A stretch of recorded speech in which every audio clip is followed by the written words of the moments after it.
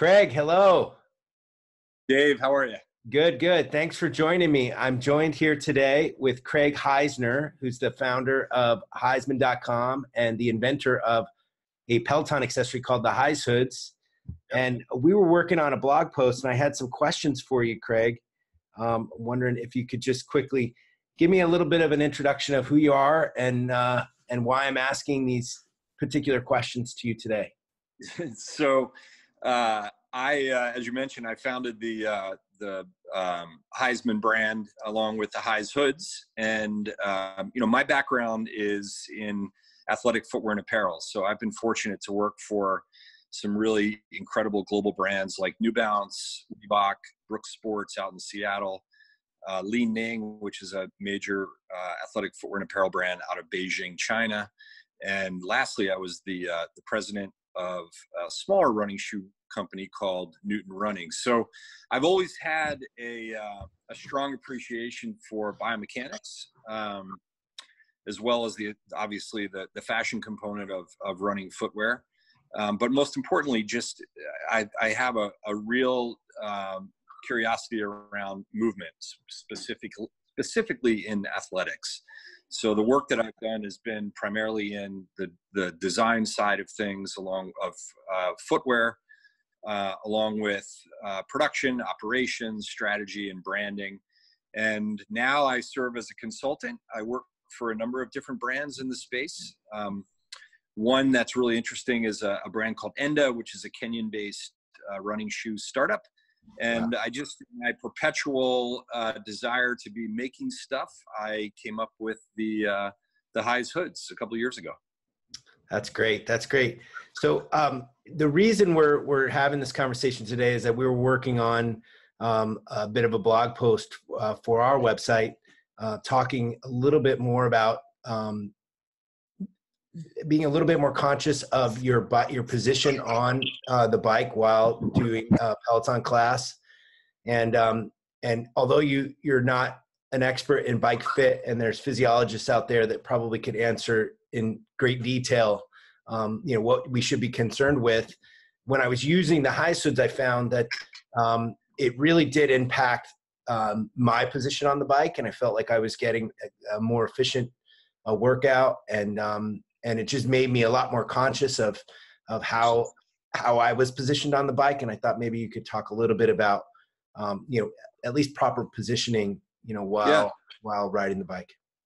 So, going back to my background in running shoe design and development, one of the things that you learn is that there are very subtle differences, literally at the millimeter level, that can make a really strong impact on running posture and biomechanics.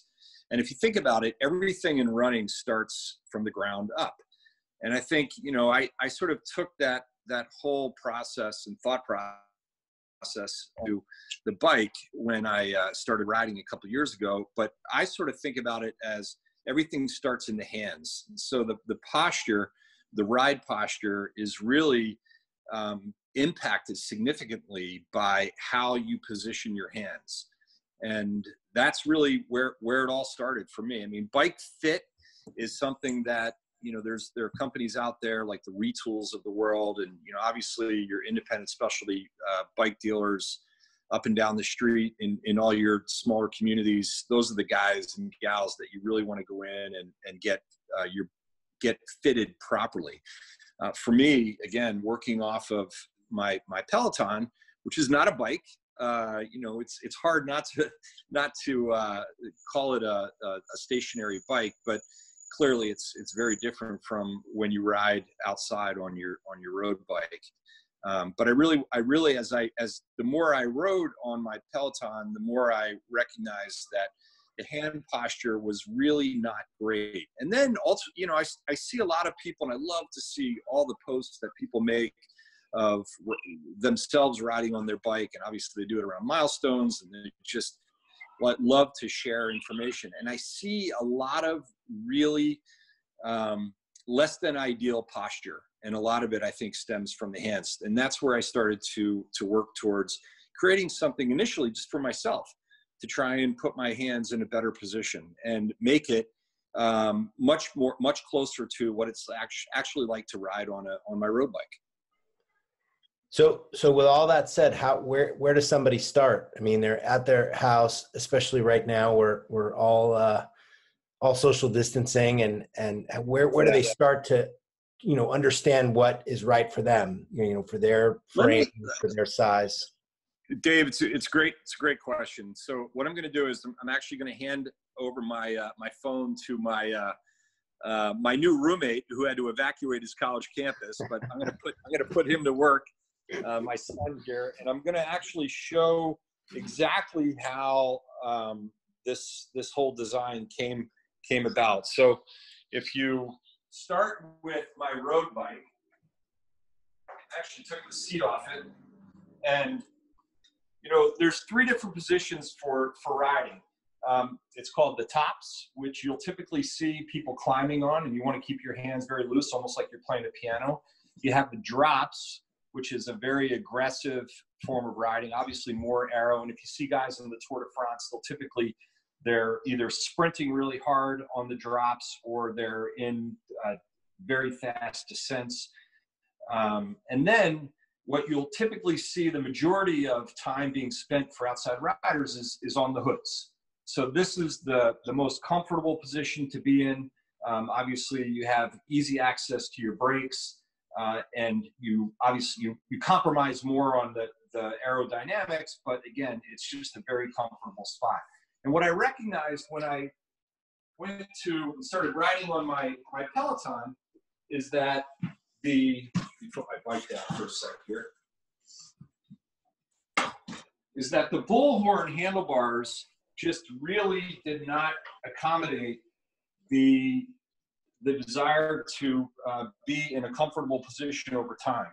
And so the problem that I noticed for myself was the angle, and you'll see a lot of people as they're riding, the angle, if you take a straight line from the center of your hand, and then you'll see a check mark up into your forearm. And that's based off of being forced to hold these handlebars in a way that's less than optimal. And really what I wanted to do is I wanted to take the same concept of a brake hood cover and add this simple accessory to the bike. So instead of riding with this angle, which actually forces your elbows into a locked position and even creates tightness in your shoulder and even up into your neck, you'll see a lot of people will be pictured riding like this. I wanted to take that angle like you're riding on a road bike and straighten it so that the forearm and the hand are more straight. That allows you to get a better flex in your elbow, much more relaxed shoulders and neck. And it's just a much more efficient and healthy way of riding. So that was the idea behind the HIZE hoods. The hoods were actually, the shape of them were taken directly from a brake hood cover of a conventional road bike. So that's the genesis of it. That's great. Thanks to your assistant for the video there. So just in wrapping up, Craig, where can people find you and reach out to you if they have any questions or are interested in purchasing the HIZE hoods? Dave, these are sold direct. They're all 3D printed. There's no tools for assembly, and you can buy them at hizeman.com. So HIZEMAN.com. And we've had really good reviews. There was a lot of testing that went into it, and it's a very, very simple add-on to your bike, but it really makes a difference. And I think what I would say is, I do a lot of riding on the Peloton and with the instructors, and I think the instructors do a really good job of getting folks to sort of check in on where they are with their form. And that's really important. I mean, even with the inclusion of this extra position for your hand, it's still going to be important to consciously check in, relax your elbows, align your hand and your wrist and your forearm so that you're in a much more, it's just an overall better ride posture. And it's going to create all kinds of benefits, again, going up into your shoulders, your neck, and even into your lower back. So at Heisman.com, you can check them out. All right. Fantastic. Thanks a lot, Craig. Thanks, Dave. All right. We'll see you soon.